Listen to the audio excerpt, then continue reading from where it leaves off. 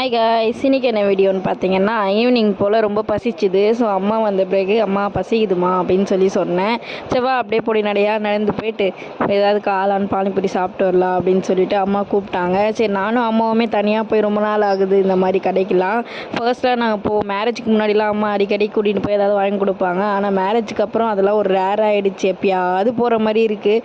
So இந்த ஃபீலிங்கை நம்ம அப்படியே அட்டாச் பண்ணிடலாம் அப்படின்னு சொல்லிட்டு தான் வீடியோவும் எடுத்தேன்.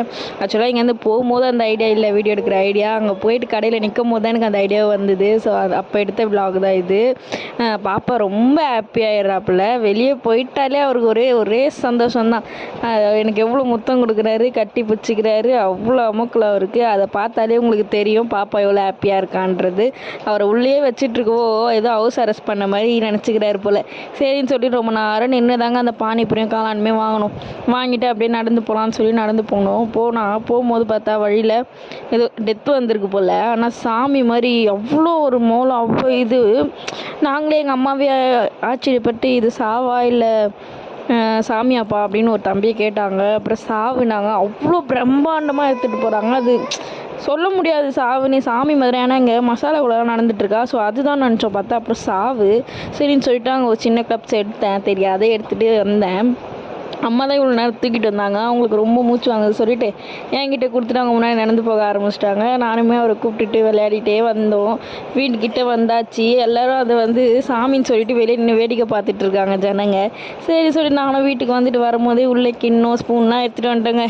ரெடி பண்ணிவிட்டு கடன்னு ஒரு பானிபூரி எடுத்து உடச்சி அதில் சுண்டல் மாதிரி தான் கொடுப்பாங்க. இங்கெல்லாம் கிழங்கு கிடையாதுங்க. ஸோ சுண்டல் மாதிரி கொடுத்தாங்க. அதையுமே போட்டு அந்த தண்ணியை மொண்டு ஒரு வாய் வச்சேன் பாருங்க. அப்பா, ரொம்ப நாள் கழிச்சு அந்த ஃபீலிங் வந்த மாதிரி இருக்குது.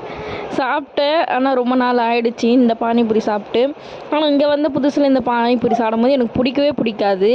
இந்த சுண்டல் வச்சு கொடுக்குறது உருளைக்கிழங்கு கோசமே நான் பொஷாக போனால் அங்கே ஏதாவது சாப்பிட்டு வருவேன்.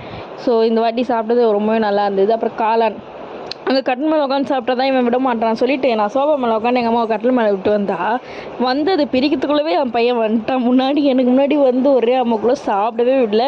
நானும் எங்கள் அம்மாவுமே அதை சூடாக வாயில் கொதிக்க எடுத்து வாயில் போட்டு சாப்பிட்டோம்.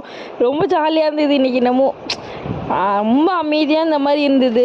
ஆனால் இப்போ ரொம்பவே ஜாலியாகவே இருக்குது. வீடும் ரொம்ப அமைதியாக இருக்கும். அவ்வளோ நாங்கள் அமக்களை பண்ணுறதெல்லாம் விட்டுட்டோமா. ஸோ ரொம்ப சைலண்ட்டாக இருக்கும். இப்போ திரும்பி அப்படியே ஆரம்பித்த மாதிரி ஒரு ஃபீலிங்காக இருந்தது.